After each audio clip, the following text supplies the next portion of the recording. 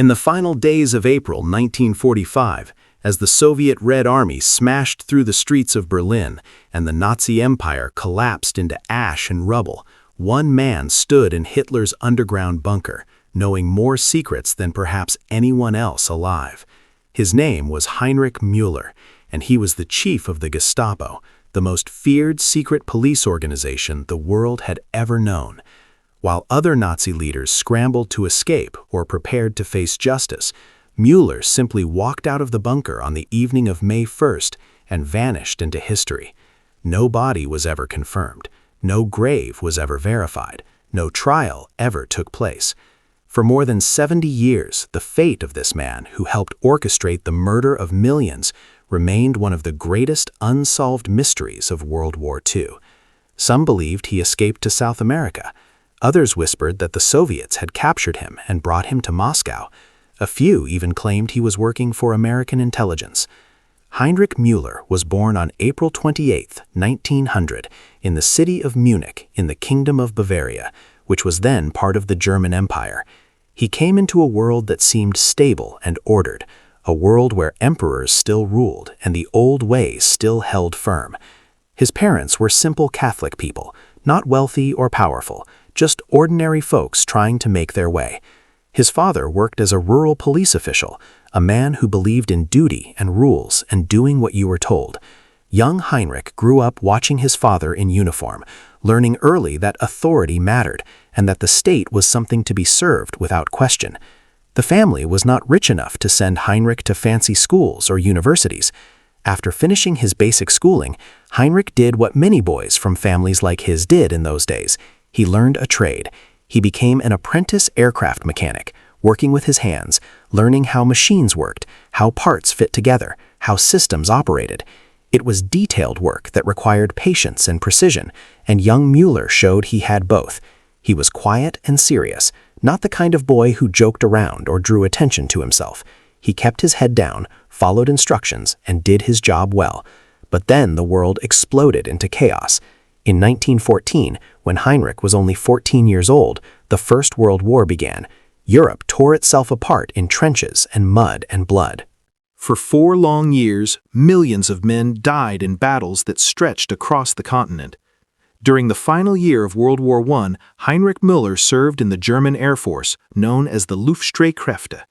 He became a pilot for an artillery spotting unit, flying dangerous missions over enemy lines to help direct German artillery fire. These were not the glamorous dogfights of fighter races.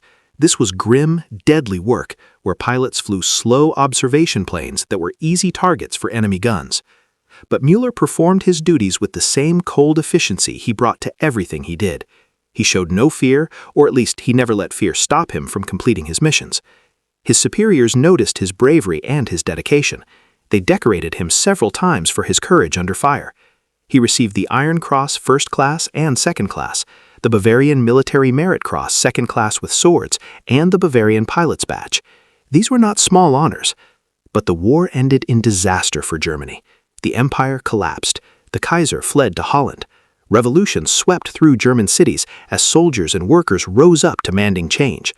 Müller returned home to a country he barely recognized, a country defeated and humiliated, forced to sign a harsh peace treaty at Versailles. Like many German soldiers, he felt betrayed. They had fought so hard, suffered so much, and now their country was broken and blamed for everything. In 1919, Müller joined the Bavarian police as an auxiliary worker. He was only 19 years old, but he already knew what he wanted. He wanted order. He wanted authority. He wanted to fight against the chaos that he saw threatening to destroy Germany. And there was plenty of chaos to fight. Communist revolutionaries had taken over Munich for a brief time, creating something called the Bavarian Soviet Republic. During the years of the Weimar Republic, the fragile democracy that governed Germany between the wars, Heinrich Müller worked his way up through the Munich police force with remarkable speed. He was smart and hardworking, the kind of man who never took vacations and who could be reached at his desk any time of day or night, even on Sundays and holidays. His specialty became political police work, tracking and investigating enemies of the state. In those turbulent years, that meant primarily watching communist groups and left-wing organizations. Müller became an expert on communist activities, building files and networks of informants, learning how to infiltrate underground movements and crush them before they could grow dangerous. His superiors noticed his dedication and his results, but there was something interesting about Heinrich Müller that made him different from many of the Nazis who would later surround him. He was not a believer in National Socialism. In fact, during the Weimar period, he supported the Bavarian People's Party, a conservative Catholic party that had nothing to do with Hitler's movement.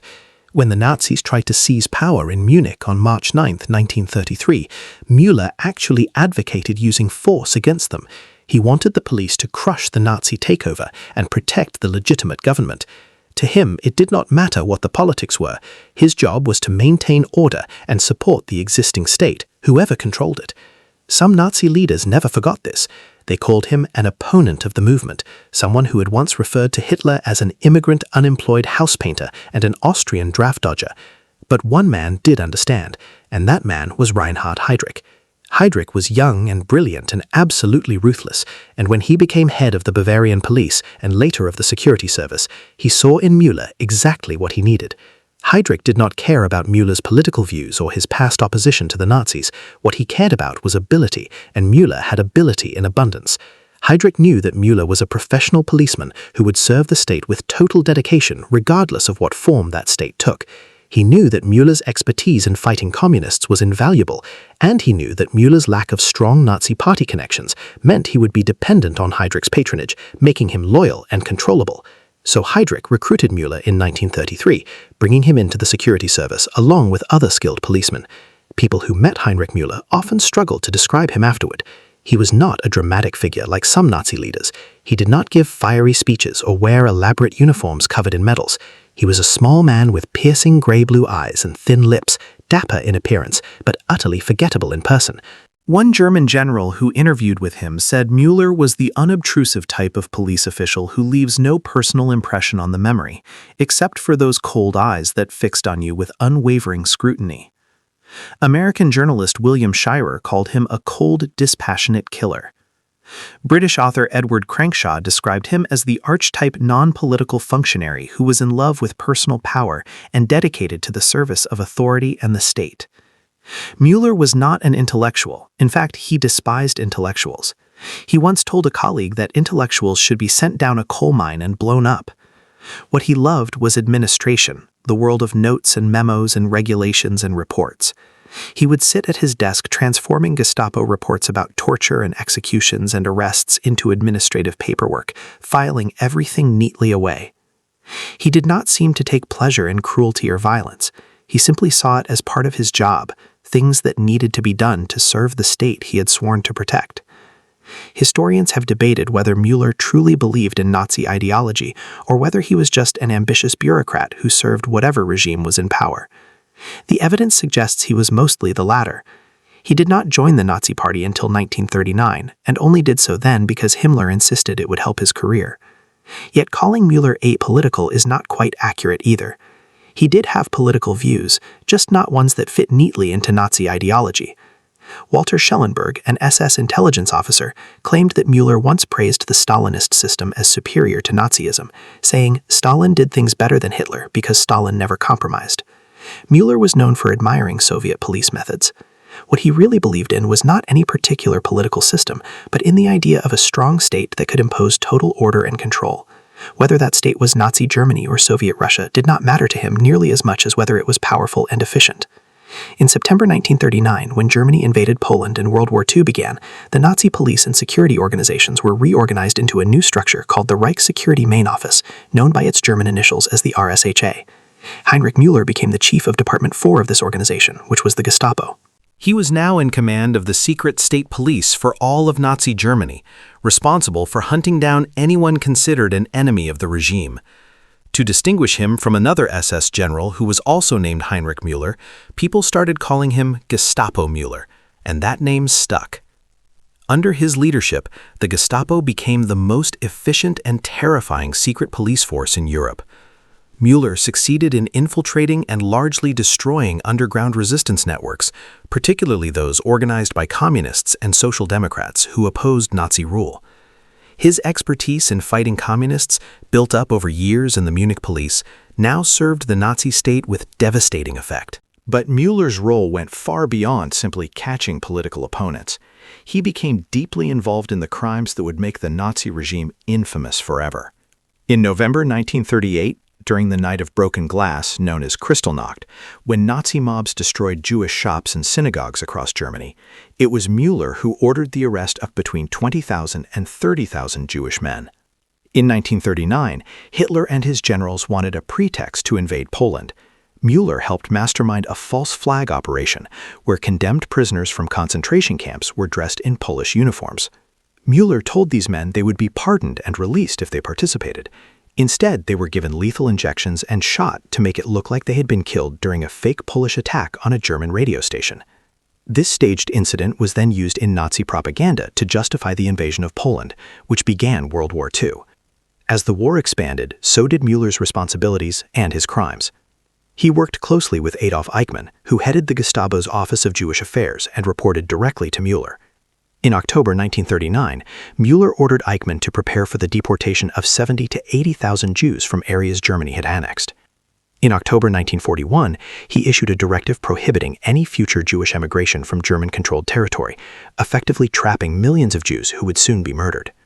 When the Einsatzgruppen death squads began massacring Jews in the Soviet Union in 1941, killing over 1 million people by shooting them into mass graves, Müller received detailed reports about these murders. He sent these reports to Hitler. On January 20, 1942, Heinrich Müller attended a meeting at a villa by a lake called Wannsee on the outskirts of Berlin. This meeting would become known as the Wannsee Conference, and it was where senior Nazi officials coordinated their plans for what they called the final solution to the Jewish question. Reinhard Heydrich chaired the meeting and briefed the attendees on the plan to systematically murder every Jew in Europe.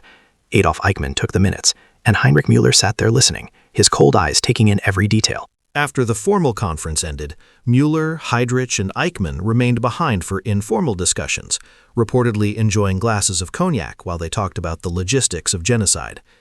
By this point, Müller knew everything.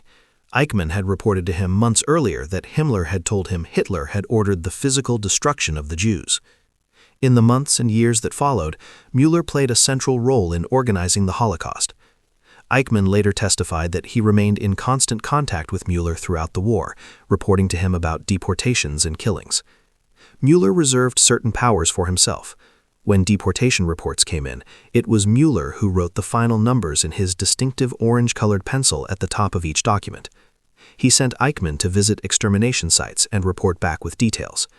When Eichmann returned from visiting Chelmno, where Jews were being murdered in gas vans, he told Müller the scene was horrible, an indescribable inferno. Müller showed no emotion. It was just information to be filed away.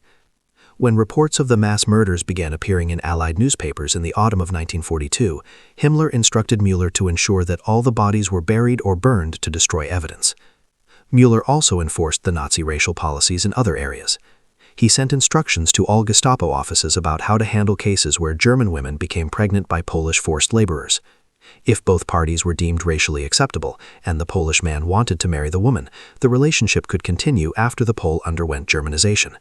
But if either party was deemed racially unfit, the Polish man would receive what the Nazis called special treatment, which was a euphemism for execution.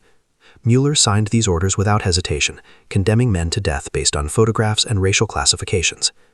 In May 1942, Reinhard Heydrich was assassinated in Prague by Czechoslovak soldiers who had been sent from London by the government in exile. Müller was immediately sent to Prague to head the investigation. He used a combination of bribery, torture, and relentless detective work to track down the assassins. When he finally located them hiding in a church, they killed themselves rather than be captured alive. Müller had succeeded in his mission, but he had lost something irreplaceable. Heydrich had been his patron, the man who protected him from other Nazis who resented his past and distrusted his lack of ideological commitment. With Heydrich dead, Müller's position became more complicated. Eventually, Ernst Kaltenbrunner took over as Müller's superior, but Müller never had the same relationship with Kaltenbrunner that he had enjoyed with Heydrich. Müller's work continued with the same cold efficiency. In 1943, he was sent to Rome to pressure Fascist Italy to hand over their Jews for deportation. Despite having some support from Mussolini, Müller largely failed in this mission because influential Jewish figures in Italy successfully appealed to Italian police and military officers on religious grounds, convincing them to resist Nazi pressure. Also in 1943, Müller gathered firm evidence that Admiral Wilhelm Canaris, head of German military intelligence, was involved with resistance movements plotting against Hitler. But when Müller presented this evidence to Himmler, Himmler told him to drop the case. This offended Müller deeply. To him, enemies of the state should be arrested regardless of their position or connections. After the assassination attempt on Hitler on July 20, 1944, Müller finally got his chance to destroy the resistance networks he had been tracking. He was placed in charge of arrests and interrogations for everyone suspected of involvement in the plot. Over 5,000 people were arrested. About 200 were executed, including Wilhelm Canaris. Müller reportedly declared afterward that they would not make the same mistake as in 1918, that they would not leave their internal German enemies alive. Even as Germany's military situation became desperate, Müller remained confident of victory, or at least claimed to be. In December 1944, he told one of his officers that the Ardennes offensive would result in the recapture of Paris. By April 1945, the war was clearly lost. Soviet forces were fighting their way into Berlin street by street. American and British armies were advancing from the west. The Nazi empire that had once stretched from France to the Soviet Union was collapsing. But Heinrich Müller remained at his post in Berlin as the Gestapo chief. He was among the Nazi loyalists who gathered in Hitler's underground bunker, known as the Führerbunker, as the end approached. One of his final tasks was interrogating Hermann Fegelein, Himmler's SS liaison officer, after it was discovered that Himmler had attempted secret peace negotiations with the Western Allies. Fegelein was arrested in the cellar of the Trinity. Hitler expelled Himmler from all his posts and ordered Fegelein shot. Hitler's secretary, Traudl Junge, saw Müller in the bunker on April 22nd. She noted that Müller had apparently taken over Kaltenbrunner's duties as head of the entire Reich Security main office, making him even more powerful in those final days. Both Junge and the bunker's telephone operator, Rokas Misch, recalled seeing Müller on April 30th, the day Hitler committed suicide. The atmosphere in the bunker was one of complete despair. Hitler was dead. The Reich was finished. Soviet soldiers were fighting just blocks away. Everyone knew that capture meant either execution or years in a Soviet prison camp. On the evening of May 1, 1945, Heinrich Müller was last seen in the Führerbunker. Hitler's pilot, Hans Bauer, later quoted Müller as saying that he knew Russian methods exactly and had not the faintest intention of being taken prisoner by the Russians. Then Müller walked out of the bunker. What happened to Heinrich Müller after he left the bunker remains one of the greatest mysteries of World War II. Unlike other top Nazi leaders whose fates were clear, Müller simply disappeared without a trace. No confirmed body was ever found. No reliable witness ever reported seeing him after May 1st. No documents in any archive have definitively established what became of him. For decades, intelligence services, Nazi hunters, and historians searched for answers, but found only contradictions and dead ends. The very fact that Müller vanished so completely only added to the fear and mystery that surrounded him. He had been the chief of the Gestapo, the man who knew all the secrets, who had files on everyone, who had orchestrated arrests and interrogations and executions across all of occupied Europe. In the immediate aftermath of the war, the American Office of Strategic Services, which later became the CIA, launched an extensive search for Müller. The search was complicated by the fact that Heinrich Müller is an extremely common German name, like John Smith in English. To make matters worse, there were two different SS generals named Heinrich Müller, and Gestapo Müller did not appear to have a middle name that could help distinguish him from others with the same name. American and British agents searched the home of Müller's wartime mistress, Anna Schmid, in 1947, but found nothing suggesting he was alive. They placed his wife Sophie and his former secretary under surveillance in case he tried to contact them. They investigated reports from people who claimed to have seen him or buried him. The CIA files released in 2001 show that American intelligence was never in contact with Müller after the war, despite conspiracy theories suggesting otherwise. The Royal Air Force also wanted to find Müller because he was believed responsible for the murder of Allied airmen who had escaped from Stalag Luft III prison camp. But as the Cold War intensified and American priorities shifted to confronting the Soviet Union, interest in hunting missing Nazis declined. The general assumption became that Müller was probably dead, killed during the chaotic final days of the Battle of Berlin. But without a confirmed body or death certificate, nobody could be certain. And that uncertainty created space for wild theories and stories that would persist for generations. In the years and decades after the war, Numerous theories emerged about what had happened to Heinrich Müller. One of the most persistent was that he had been captured by the Soviets and taken to Moscow. Walter Schellenberg, the SS intelligence officer who had known Müller during the war, claimed in his memoir that Müller had defected to the Soviet Union in 1945. He said a German officer who had been a prisoner of war in the USSR had supposedly seen Müller in Moscow in 1948 and that Müller had died shortly afterward. But Schellenberg provided no details about who this German officer was or any way to verify the story. In 1961, a Polish intelligence officer who defected to the United States claimed he had heard from Soviet superiors that sometime between 1950 and 1952, the Soviets had picked up Müller and taken him to Moscow.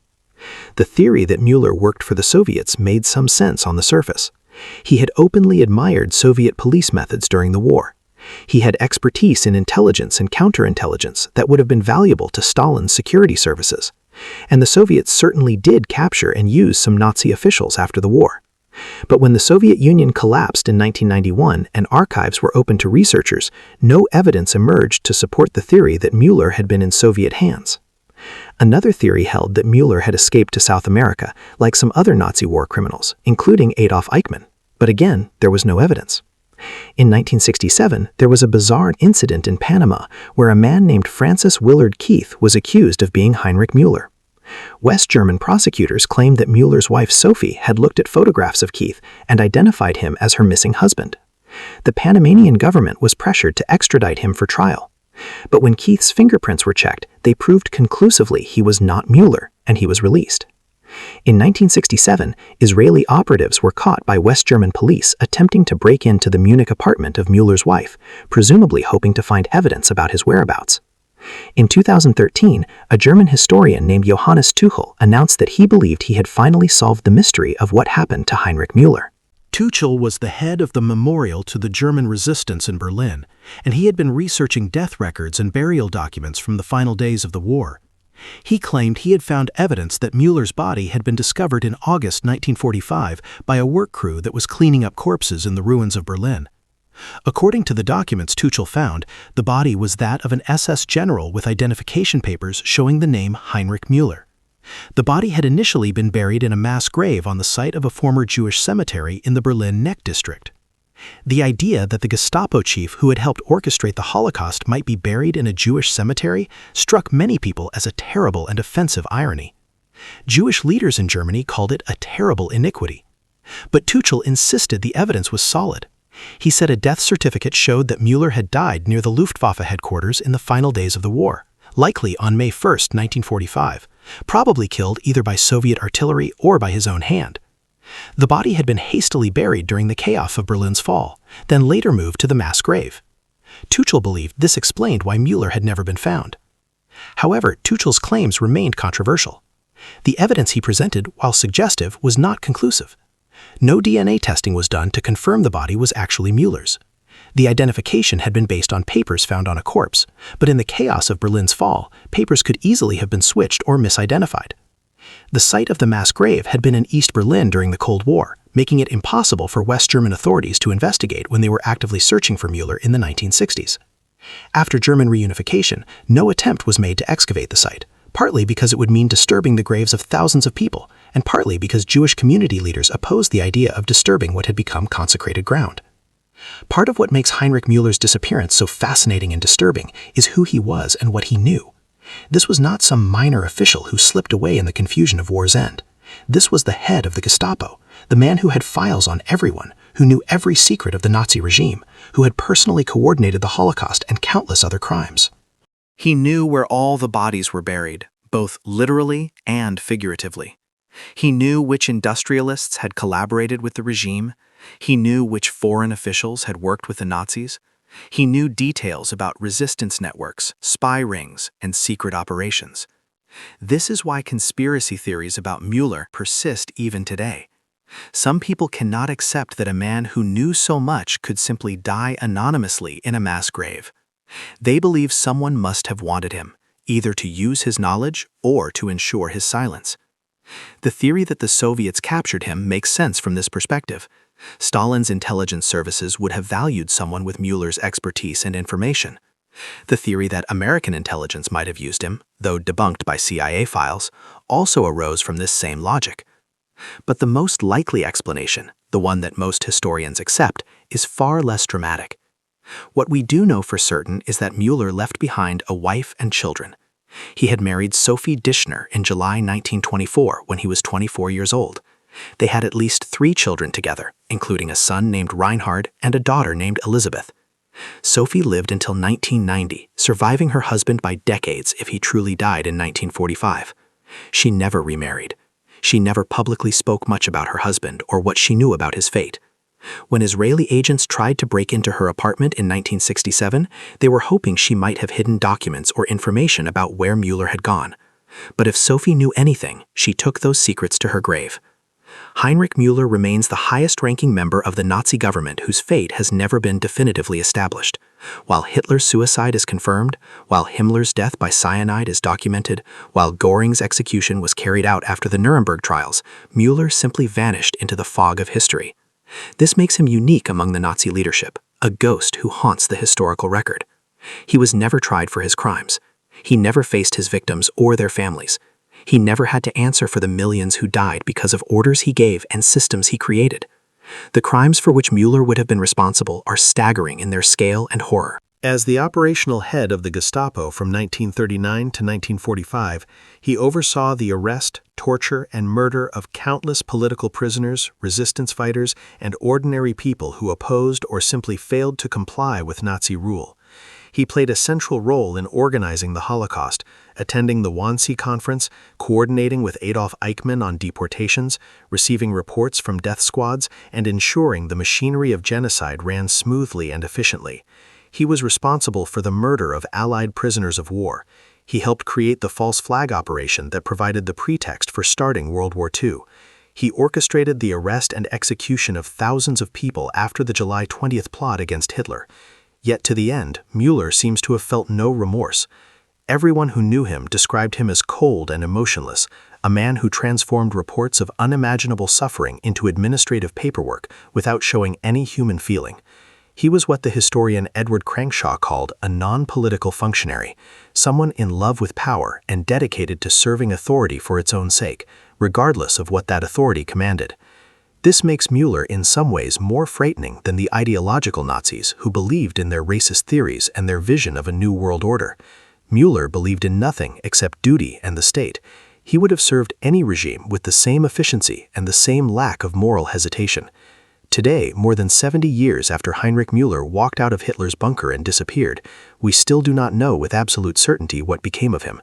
The most likely explanation is that he died in Berlin in early May 1945, probably killed by Soviet artillery or possibly by his own hand, and that his body was buried in a mass grave that has never been positively identified. The evidence that historian Johannes Tuchel presented in 2013 supports this conclusion, though it does not prove it beyond all doubt. But the fact that we cannot be completely certain, that there is still that small shadow of doubt, keeps the mystery alive. It is one of the last great unsolved puzzles of World War II. Müller's disappearance has inspired books and documentaries and endless speculation. It has become part of the mythology of the Nazi era, a reminder that not every story from that terrible time has a clear ending.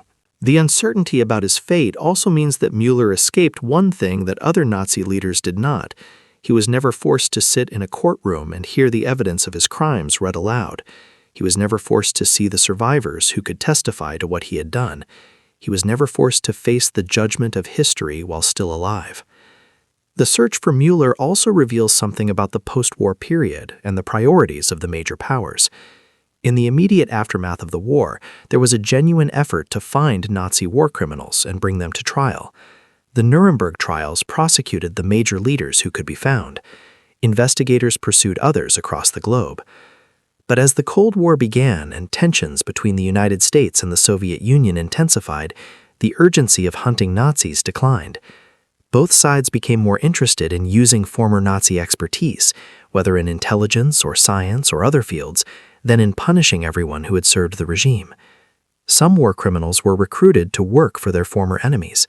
Others were quietly allowed to slip away. By the 1950s, the massive effort to find people like Müller had largely ended. The story of Heinrich Müller is the story of a man who dedicated his life to serving power without questioning what that power demanded of him. From his teenage years as a decorated pilot in World War I, to his rise through the Munich police, to his position as chief of the Gestapo, Müller followed the same pattern. He served the state, whatever form that state took, with absolute loyalty and ruthless efficiency. He was a workaholic who never took vacations, a bureaucrat who loved order and regulations, a professional who saw torture and mass murder as just another administrative task to be completed. He had no strong political ideology. He was not driven by hatred or fanaticism like some of the Nazis around him. This made him extraordinarily dangerous. A person who commits atrocities because they believe in a twisted ideology might be stopped if you can change their beliefs or defeat their movement. But a person who commits atrocities simply because it is their job, who would do the same thing for any authority that commanded it, represents a threat that can never be completely eliminated as long as human societies have bureaucracies and hierarchies. Müller showed that you do not need to be a true believer to become a mass murderer. You just need to be willing to follow orders without asking whether those orders are right or wrong. You just need to value efficiency and career advancement more than human life. The mystery of Müller's disappearance adds a final haunting chapter to his story. The man who created fear in millions, who built and ran the machinery of terror that the Gestapo represented, simply vanished into the night and was never found. Whether he died in the ruins of the city he had helped destroy, or whether he lived on somewhere in hiding, he escaped the justice he deserved. The families of his victims never saw him stand trial. The world never heard him answer for his crimes in his own voice. He remains a shadow, a ghost, a question mark at the end of one of history's darkest periods. The fact that we still do not know his final fate, that the mystery endures even now, is perhaps fitting for a man who spent his career operating in shadows, keeping secrets, and hiding the truth. Heinrich Müller walked out of Hitler's bunker on May 1st, 1945, and walked into history as the Gestapo chief who vanished after World War II, leaving behind millions of victims and one final unanswered question.